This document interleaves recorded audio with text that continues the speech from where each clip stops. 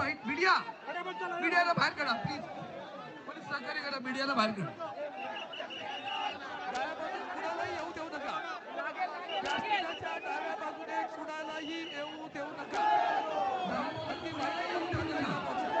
व्यासपीठाच्या डाव्या बाजूने कुणालाही येऊ देऊ नका. अगदी रावते साहेब आपल्या मागे महेश हे बाजूला आहे, त्याला बाहेर काढ. हे सगळे हा बघ गळ्यात पट्टा बघ. चला बाहेर व्हा. शिवसेनेच्या स्वयंसेवकांनी पण बाहेर व्हा. चला चला बाहेर. खैरे साहेब आपल्या सोबत कोण आहे त्यांना बाहेर सांगा जायला.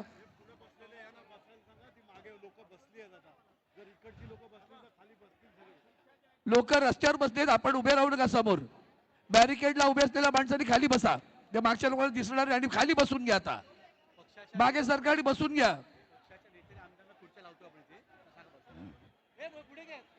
सर्व पक्षाचे आमदार खासदारांसाठी समोर व्यासपीठाच्या समोर बसण्याची व्यवस्था करणार आहेत. इथे फक्त सर्व पक्षाचे नेतेच व्यासपीठावर येतील एवढी दखल घ्या.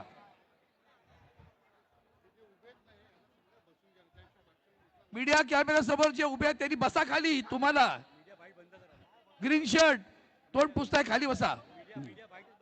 खाली बसा. आणि मीडियाने बाईट बंद करा तिथल्या. नितीन सरदेसाई बघा जरा. कृपया सर्वांना विनंती आहे, सर्वांनी बसून घ्या तरच मागे दिसणार. तुमचे झेंड्यामुळे मध्ये व्यत्यय येणार आहे, तर कृपया सर्वांनी बसून घ्या. जे पुढे असतील कृपया बॅरिकेडच्या इथले जी मंडळी तुम्ही बसून घ्या ना खाली. मागच्यांना दिसणार नाही, तुम्ही बसून घ्या खाली.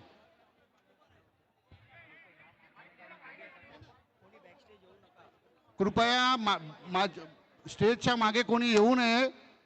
आहे त्या ठिकाणी बसून घ्या. कृपया विनंती आहे सर्वांना. या स्टेजच्या बाजूची मंडळी कृपया व्यासपीठाच्या बाजूचे ओ कार्यकर्ते सर्वांनी मागे व्हा.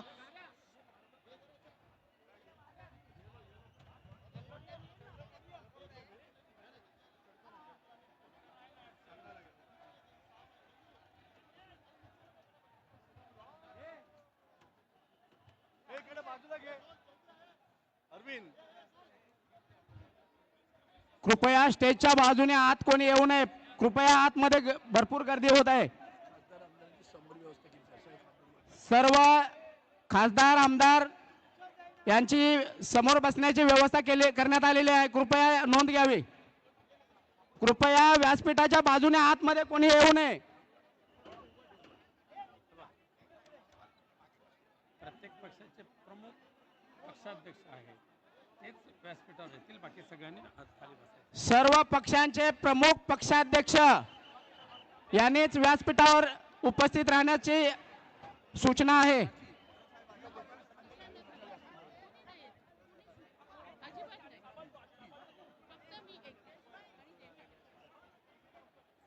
या ठिकाणी प्रमुख नेते उपस्थित होत आहे, आगमन होत आहे. कृपया सर्वांनी शांतता राखा.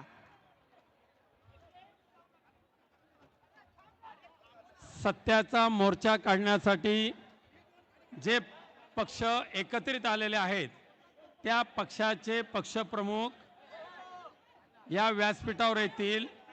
बाकीचे जे लोकप्रतिनिधी आहेत त्यांनी कृपया खाली बसायचं आहे. आणि सर्वांना आणि स्टेजवर एवढी मोठी गर्दी झालेली आहे, कृपया खाली करा. त्याचबरोबर सर्व नेते मंडळींना उपनेते मंडळींना विनंती आहे की आता मीडियाला बाईट देऊ नका कोणी. आपले पक्षप्रमुख पक्षनेते हे आलेले आहेत. माननीय उद्धव साहेब आलेत, राजसाहेब आलेत, सुप्रियाताई आलेले आहेत, शरद पवार साहेब काही वेळात येतील, बाकीचे मान्यवर नेते ते सुद्धा आता येतील. सर्वांनी स्टेज जरा खाली करा. सुभाष लांडे आहेत ना भारतीय कम्युनिस्ट पक्षाचे, त्यांनी स्टेजवर यावं. कोण कोण? सुभाष लांडे, भारतीय कम्युनिस्ट पक्षाचे महाराष्ट्र प्रदेशचे सेक्रेटरी सुभाष लांडे यांनी कृपया व्यासपीठावर यायचं आहे. बाकीच्यांनी इतर जे आहेत त्यांनी स्टेज खाली करा. इतर स्टेज खाली करा. सर्वांनी कृपया बसून घ्या. आपण सर्व बसून घेतला तर पाठीमागच्या ना सर्व चित्र समोरचं क्लिअर दिसेल. सर्वांनी बसून घ्यायचं आहे.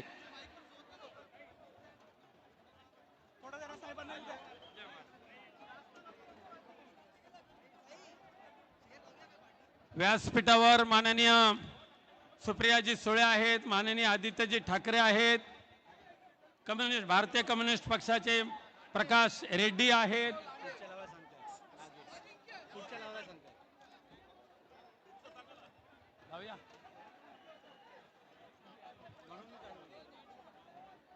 स्वयंसेवकांना विनंती आहे की कृपया एक 10 खुर्च्या स्टेजवर आणाव्यात.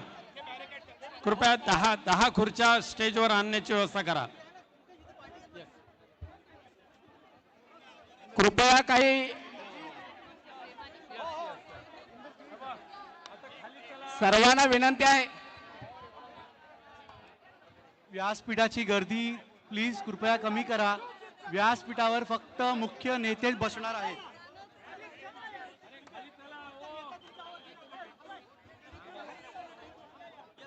कृपया डी झोन रिकामा करा. डी झोन रिकामा करा.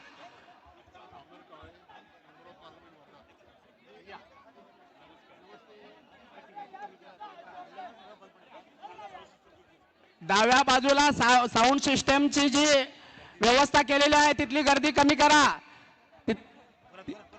साऊंड सिस्टमची जी व्यवस्था केलेली आहे तिथली गर्दी कमी करायची आहे कृपया.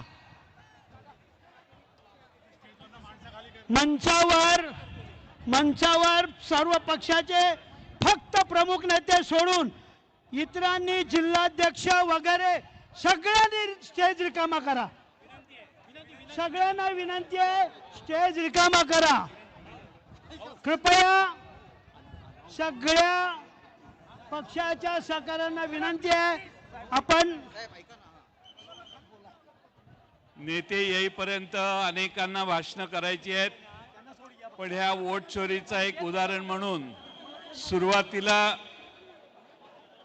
आमदार उत्तम जानकर यांच्या मार्कडवाडीमध्ये वोट चोरी कशी झाली हे बाकीचे नेते स्टेजवर पोहोचेपर्यंत आपण ऐकूया. उत्तम जानकर साहेब, आपण कृपया माईक जवळ यावे. करा सुरू.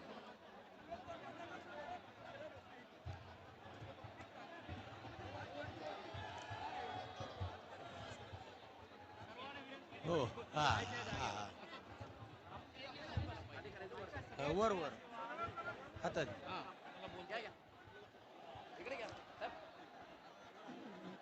या सत्याच्या मोर्चामध्ये महाराष्ट्राच्या कानाकोपऱ्यातून आलेले सर्वपक्षीय कार्यकर्ते पदाधिकारी सर्वांनी पहिल्यांदा खाली बसून घ्या.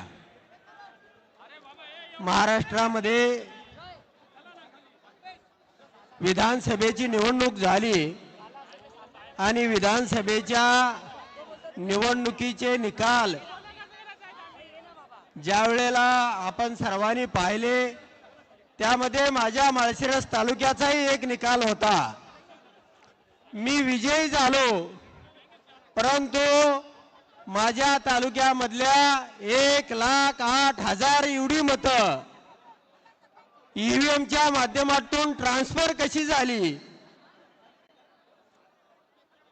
याचा सर्वसामान्य माणसाला आणि आमच्या तालुक्यामधील सगळ्या कार्यकर्त्यांना एक भूकंप व्हावा, एक अघटित घडावं अशा पद्धतीची भावना निर्माण झाली. गेल्या अनेक निवडणुकीच्या पराभवानंतर मी विजयी झालो होतो, पण तरी सुद्धा लोकांनी माझा सत्कार करायला येण्याऐवजी आमच्या गावामध्ये अशा घडू शकत नाही अशा पद्धतीच्या सगळ्या भावना व्यक्त केल्या. आणि मग मार्कडवाडीच्या गावानं ठरवलं की आपण बॅलेट पेपरवर मतदान घेऊया. गावामध्ये असं घडू शकत नाही. आणि त्या गावाने बॅलेट पेपर छापून आणले, मतपेट्या तयार केल्या आणि मतदानाचा दिवस उजाडला, गावामध्ये बॅनर लावले, सगळ्या उमेदवारांना पाचारण केलं, परंतु त्यावेळी पोलिसांची मोठी फौज त्या गावामध्ये शिरली. सगळ्या गावातील बायका माणसे सगळ्यांना दहशत निर्माण करण्यात आली. माझ्यासह 100 लोकांवरती गुन्हे दाखल करण्यात आले आणि ते मतदान होऊ दिलं नाही हे सगळ्या महाराष्ट्राने पाहिलं. त्यानंतर मी गप्प बसलो नाही. मला 1,21,000 एवढी मतं पडलेली होती. मी निवडून आलेला आमदार होतो, पण त्या ठिकाणी मी 1,75,600 लोकांचं तालुक्यामधल्या प्रतिज्ञापत्र घेतलं आणि मी थेट दिल्लीला गेलो. दिल्लीला गेल्यानंतर इलेक्शन कमिशनला 1,75,000 लोकांचं प्रतिज्ञापत्र दिलं. त्यासोबत माझा राजीनामा दिला आणि याची आम्हाला सत्यता द्या, याचा आम्हाला प्रमाण द्या. आमच्या तालुक्यामध्ये बॅलेट पेपरवरती निवडणुका घ्या. परंतु 10 महिन्यामध्ये ना माझा राजीनामा स्वीकारला, ना त्यांनी कुठलं पत्र पाठवलं. त्यानंतर मित्रांनो मी शोधत राहिलो की हे मतदान कशा पद्धतीनं चोरी करते. मतदार याद्यामधला घोळ फक्त 1% आहे. ईव्हीएम मध्ये ज्या वेळेला चित्र छापलं जातं त्यावेळेला तो पूर्ण पांढरा कागद असतो, आतमध्ये LED लाईट लावलेले आहे आणि त्याच्या माध्यमातून फोकस जसा पिक्चरच्या माध्यमातून फोकस मारला जातो त्याच पद्धतीचा त्यावरती फोकस मारला जातो आणि चिठ्ठी तुटतानाही तो फोकस काढून घेतला जातो आणि पुन्हा ती कोरी चिठ्ठी खाली पडते. म्हणजे मागच्या बाजूला चित्र हे छापलं जातंय त्या ठिकाणी.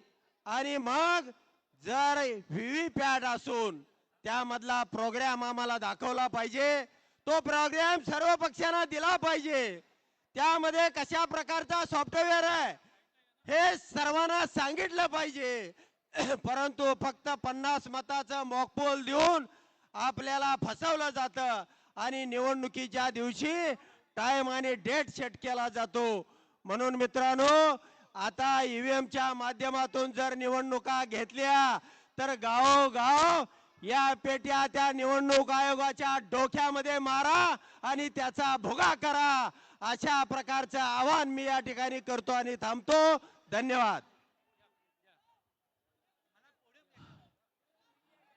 आपला महाविकास आघाडीचा महामोर्चा, या ऐतिहासिक मोर्चाला साक्ष म्हणून उपस्थित असलेला संतप्त बांधवांनो, भगिनींनो, मातांनो, आता सभेला सुरुवात झाली. काही क्षणात माननीय राजसाहेब, माननीय उद्धव साहेब, माननीय शरद पवार साहेब मंचावर येतील. मी आता विनंती करतो की कम्युनिस्ट पक्षाचे माननीय मिलिंद रानडे यांनी या सभेला संबोधित करावं.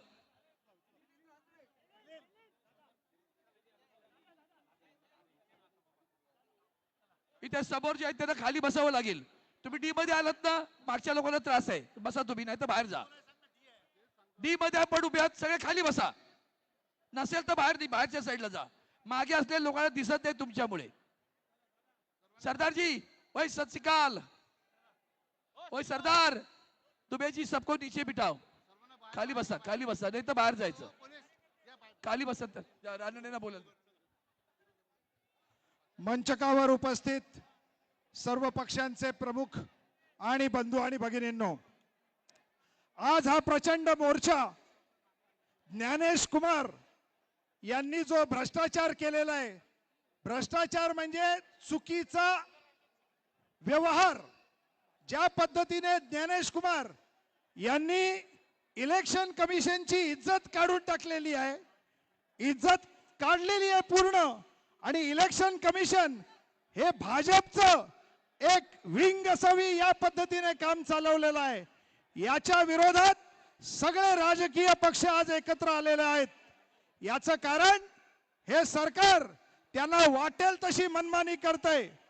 अडाणीला 1 रुपयामध्ये 1 एकर वर्षाला दिली असे 1000 एकर यांनी दिलेले आहेत.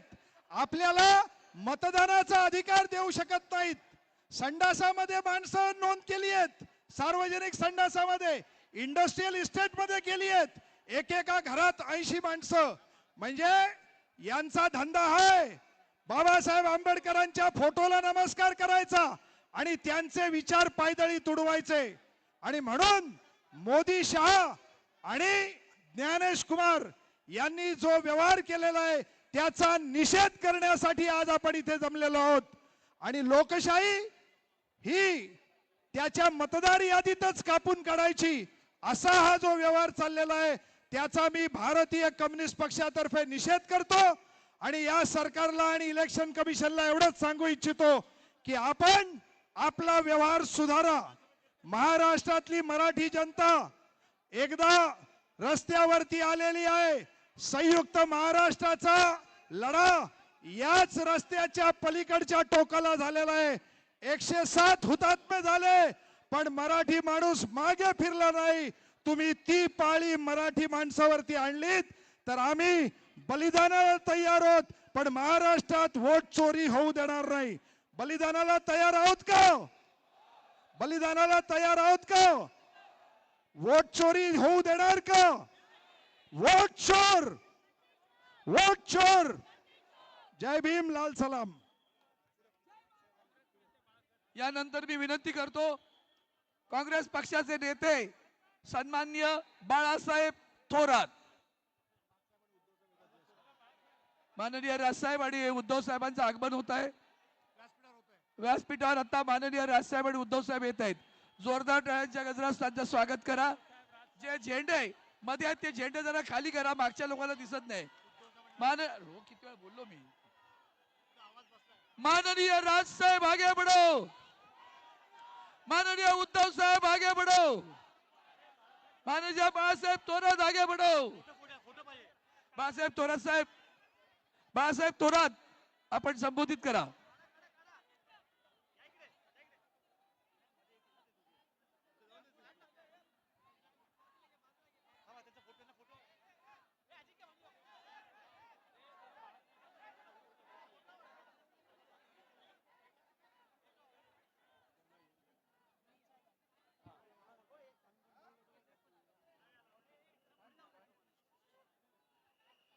माननीय राजसाहेब, माननीय राजसाहेब ठाकरे आपलं हार्दिक स्वागत. शिवसेनेचे पक्षप्रमुख माननीय उद्धव साहेब ठाकरे यांचंही हार्दिक स्वागत. राजसाहेब आपण मंचावर समोर या. राजसाहेब एकदा हात करा.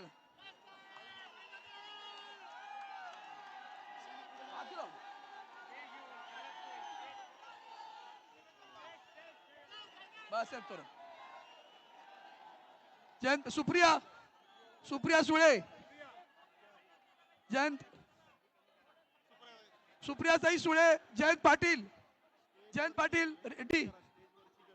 आणि स्टेजवरची जरा गर्दी कमी करा. सुप्रियाताई, सुप्रियाताई,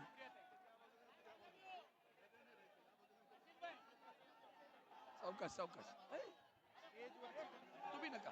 एकच एक पक्षाचं एक बस, एक बस. हे रेडी बस झाली.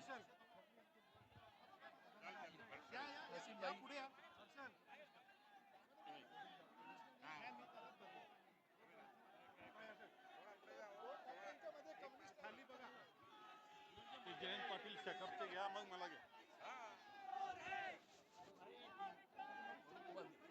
कमी करायचे. माननीय बाळासाहेब थोरातांना विनंती करतो की आपण संबोधित करावं. चांगलं होईल पुढे मग सगळं.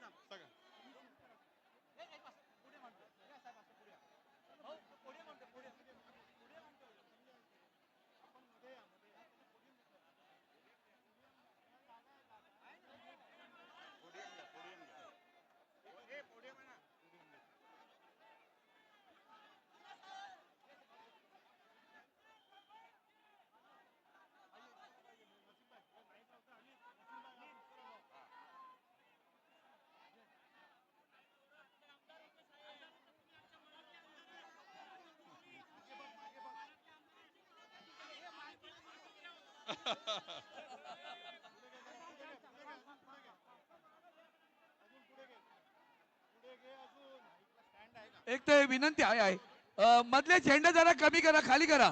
मधले झेंडे मेट्रो पर्यंत लोक बसली आहेत, त्यांना दिसलं पाहिजे. मध्ये जे झेंडे आहेत त्यांनी खाली करा या बसलेल्या लोकांना.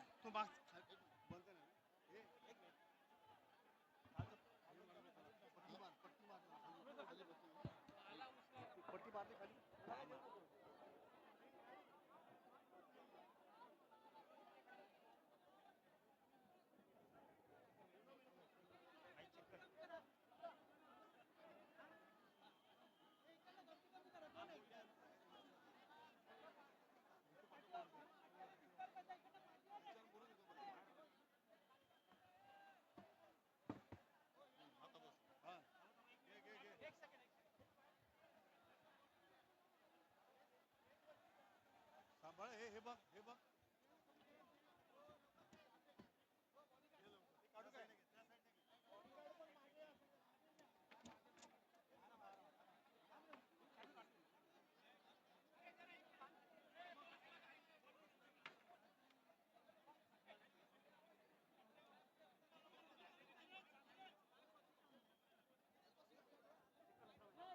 Right. Check. One.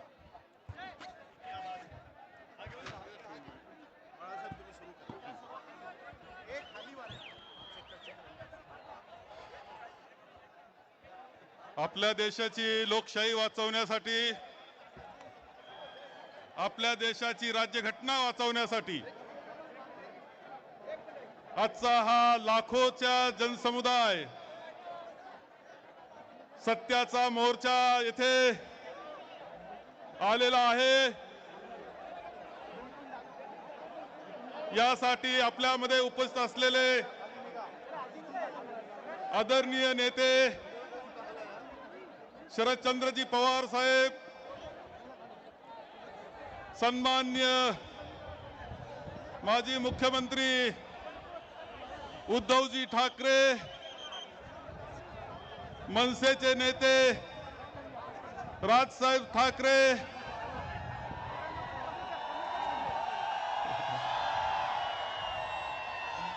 उपस्थित असलेले काँग्रेसचे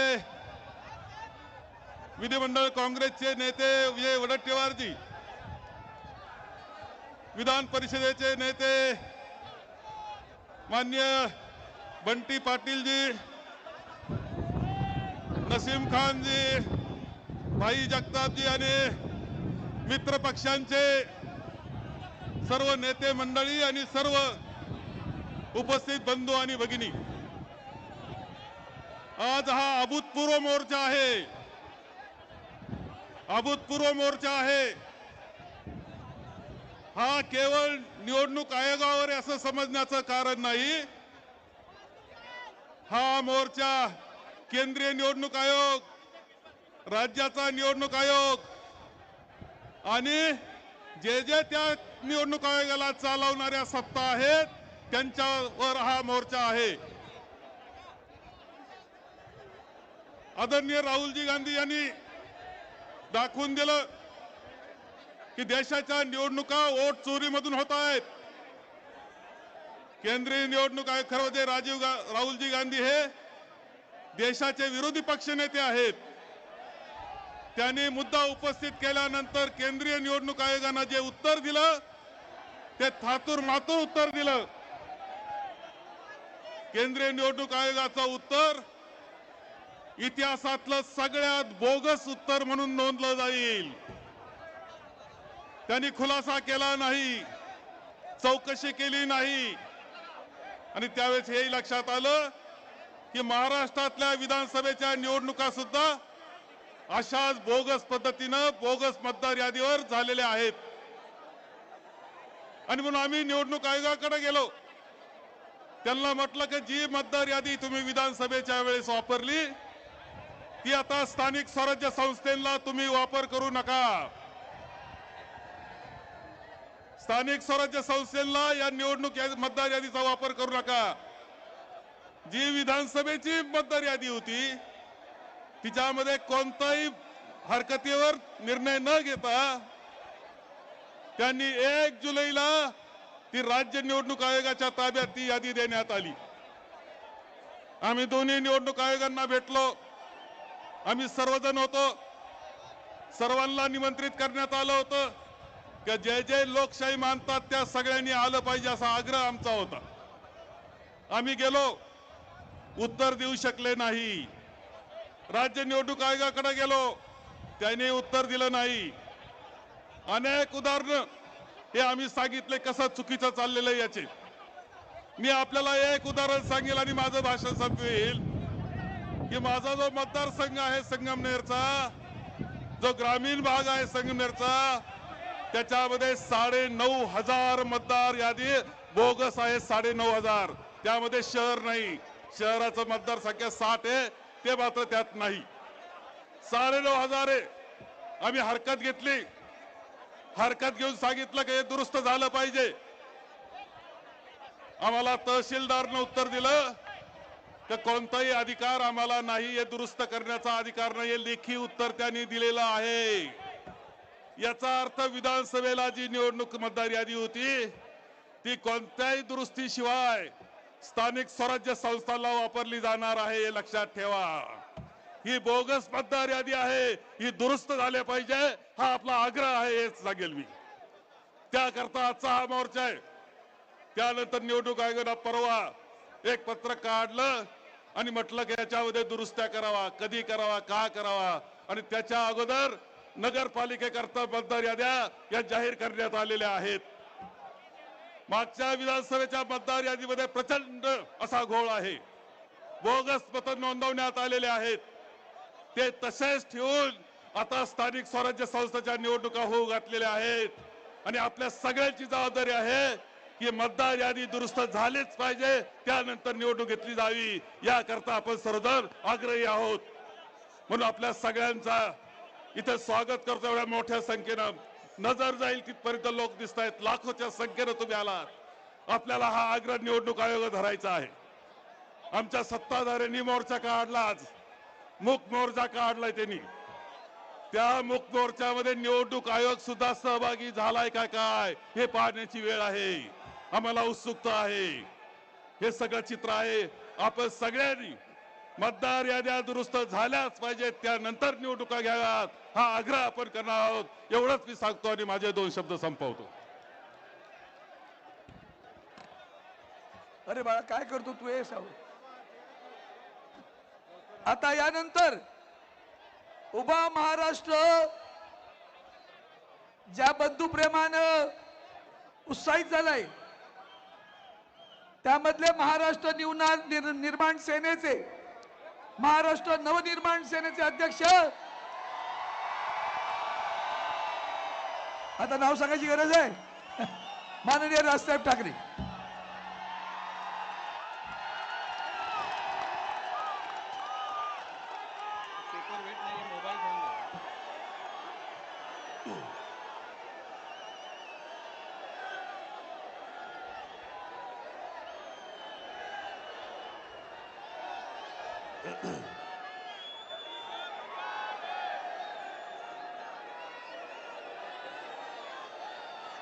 सन्माननीय शरद पवार साहेब, सन्माननीय श्री उद्धव ठाकरे जी,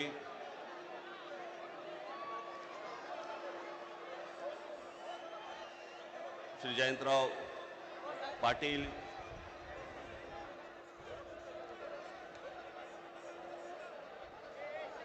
दुसरे पण जयंतराव पाटील, इथे 2 नावाचे दुबार बसलेले आहेत.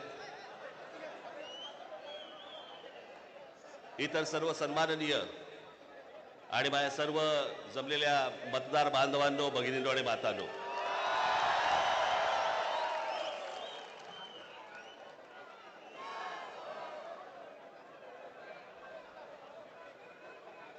आजचा मोर्चा हा राग दाखवण्याचा, ताकद दाखवण्याचा मोर्चा आहे.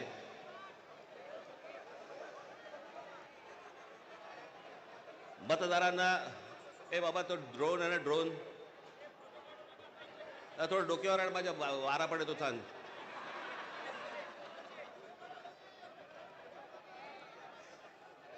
हा राग व्यक्त करण्याचा, ताकद दाखवण्याचा दिल्लीपर्यंत समजण्याचा, समजावून सांगण्याचा हा मोर्चा आहे. या विषयामध्ये अनेक लोकांनी, माझ्या सकट सर्वांनीच या विषयावरती अनेकदा भाष्य केलेलं आहे, भाषणं दिलेली आहेत, बोललेलो आहे. तोच विषय तुम्हाला नव्याने सांगण्यासारखं असं काहीच नाही. आज तुम्ही सगळेजण खूप बऱ्याच लांबून सगळीकडनं आलेला आहात. सर्वप्रथम आपणा सर्वांचे मी आभार मानतो की आपण सर्वजण मोठ्या ताकदीने आज इथे मोर्चाला जमलात.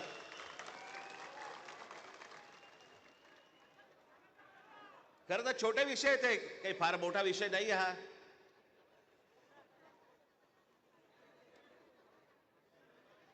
आम्ही बोलतो आहोत, उद्धव ठाकरे बोलतायत, शरद पवार साहेब बोलतायत की याच्यामध्ये दुबार मतदार आहेत. शेतकरी कामगार पक्ष बोलतोय, कम्युनिस्ट पार्टीचे लोक बोलतायत, काँग्रेसचे लोक बोलतायत, सगळेच जण बोलतायत. एवढंच नव्हे, भारतीय जनता पक्षाचे पण लोक बोलतायत की दुबार मतदार आहेत. शिंदेचे लोक बोलतायत दुबार मतदार आहेत. अजित पवारांचे लोक म्हणतायत दुबार मतदार आहेत. अरे मग अडवलंय कोणी? मग हा निवडणूक घेण्याची घाई का करतात?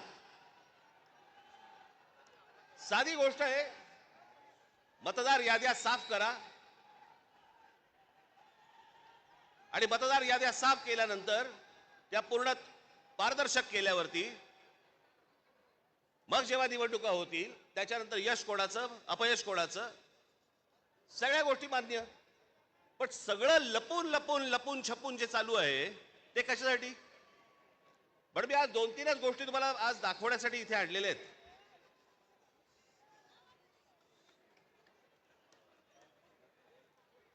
खरं तर हे 4,500 मतदार आहेत. 4,500. 4,500 मतदार हे कल्याण ग्रामीण, डोंबिवली, मुरबाड आणि भिवंडी मधले मतदार आहेत. या इकडच्या मतदारांनी इथल्या मुंबईच्या मलबार हिल मतदारसंघामध्ये देखील मतदान केलेलं आहे. 4,500 मतदार हे या ठिकाणी राहणारे यांनी मलबार हिल मतदारसंघामध्ये मतदान केलेलं आहे. त्यातल्या अगदी नावाला म्हणून मी तुमच्यासाठी हे एवढे मतदार आहेत, हे एवढ्या लोकांनी हे तिथे राहत आहेत, तिथेही मतदान केलं आणि मलबार हिल मध्ये देखील मतदान केलं. ह्याच्यातली म्हणून मी आता जस्ट फक्त 3 नावं आणली. प्रभाकर तुकाराम पाटील, राम महादू भोईर आणि गजानन पुंडलिक भोईर ही त्यांची मतदार यादी आहे. या मतदार यादीमध्ये त्यांनी त्या मतदारसंघांमध्ये देखील मतदान केलेलं आहे आणि मलबार हिल मतदारसंघामध्ये देखील मतदान केलेलं आहे. असे लाखो लोक आहेत महाराष्ट्रभर की जे या मतदानासाठी म्हणून वापरले गेले.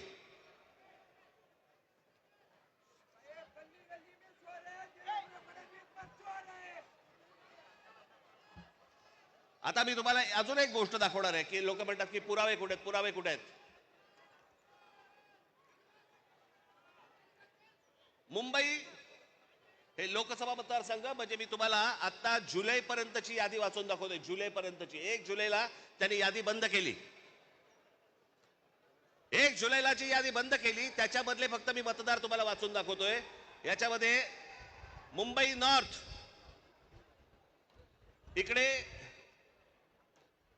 एका लोकसभा मतदारसंघामध्ये 17,29,456 मतदार आहेत. याच्यापैकी 62,370 हे दुबार आहेत.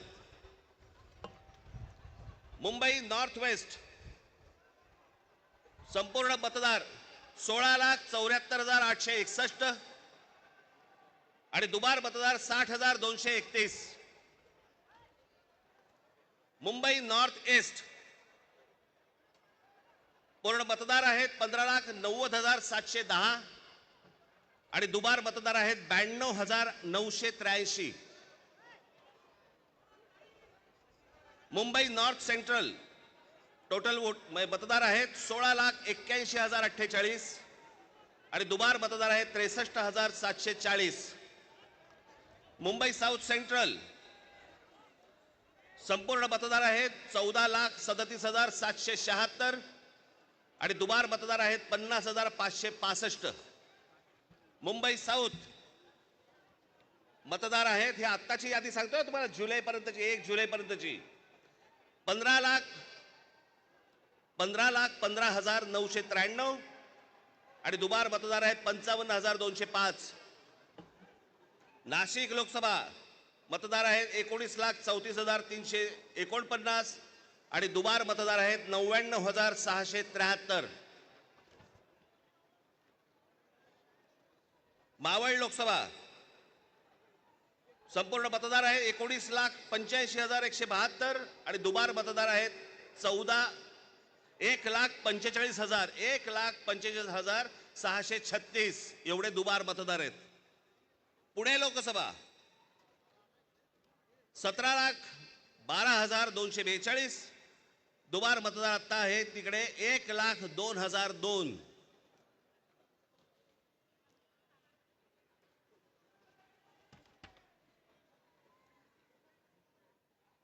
हे ठाणे लोकसभा इथे दुबार मतदार आहेत 2,09,981. लोक म्हणतील की बाबा हे आकडे तर बोलून दाखवलेत, पुरावा कुठे आहे?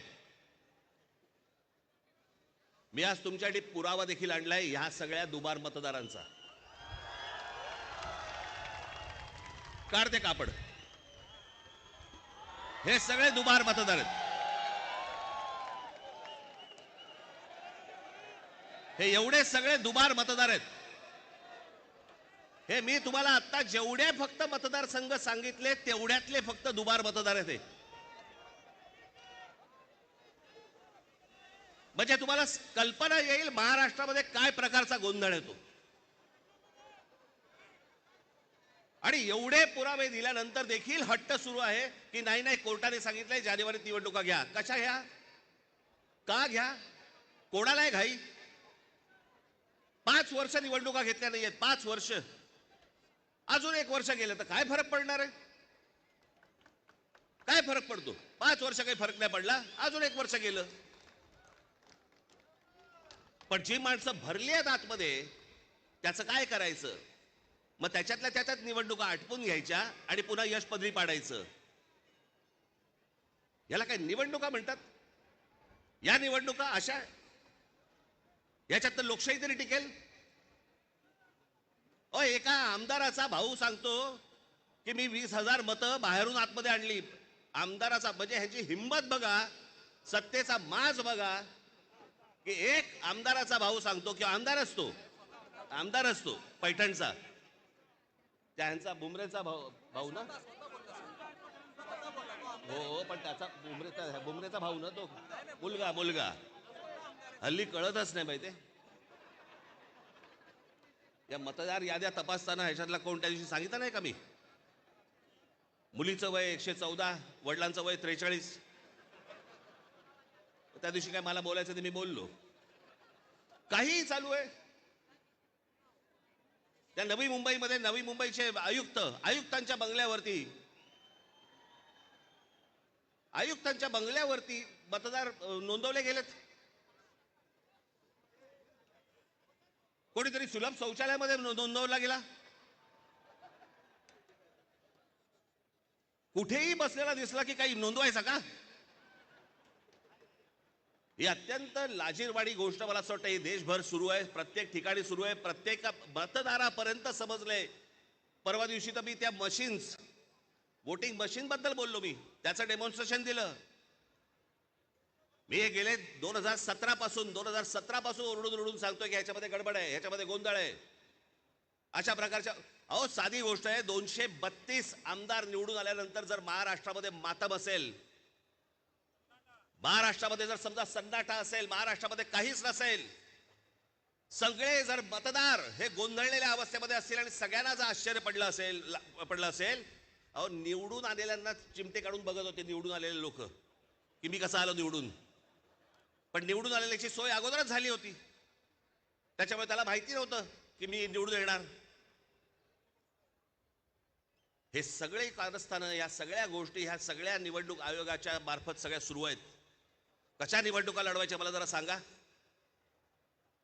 भाई, जो मतदार उन्हातारामध्ये रांगेमध्ये उभा राहतो त्याच्या मतांचा अपमान नाही का?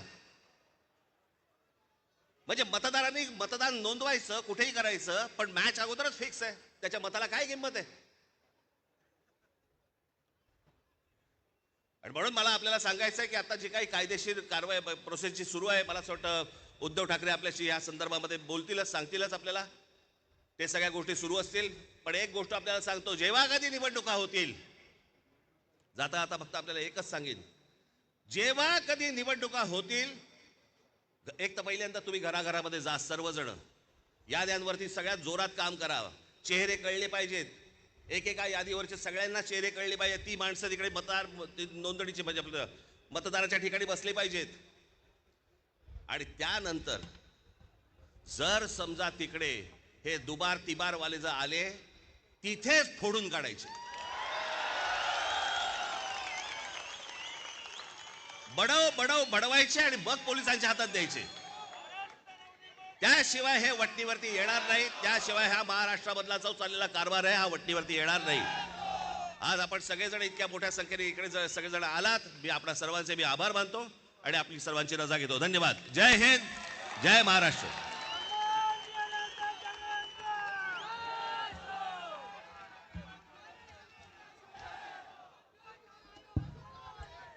आजच्या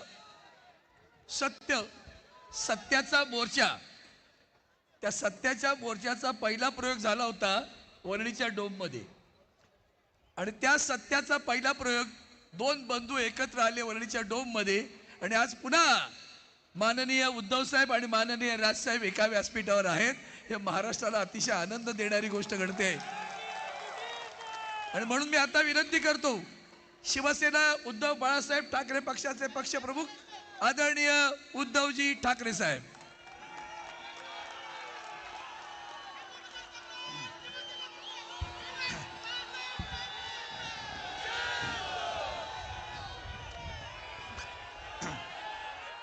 व्यासपीठावरील सर्वच मान्यवर आणि तुमचं वर्णन काय करायचं, जमलेल्या माझ्या तमाम जागरूक देशभक्त आणि खऱ्या मतदार बांधवांनो, भगिनी आणि मातांनो,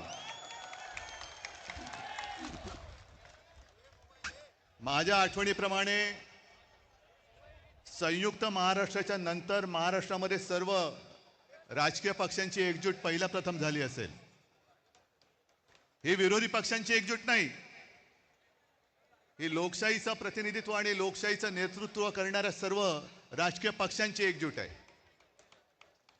आणि मतचोरी करणाऱ्यांना सांगतो की आज नुसती ठिणगी बघताय, या ठिणगीचा वणवा कधी होऊ शकेल एवढं लक्षात ठेवा. तुमच्या बुडाला आग लावण्याची ताकद या ठिणगीमध्ये आहे.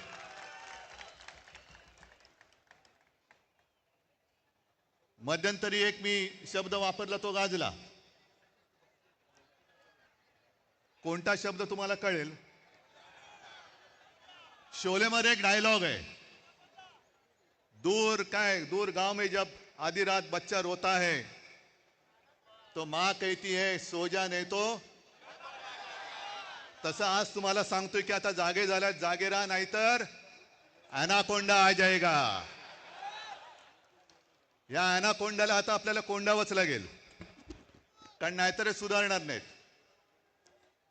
मला एका गोष्टीचं आश्चर्य वाटतं की एवढ्या सगळ्या धडधडीत पुरावे, आज राजनेता किती डोंगरच आहे तो, रोज कुठून ना कुठून तरी पुरावे येत आहेत, तरी सुद्धा आपले राज्यकर्ते आणि निवडणूक आयोग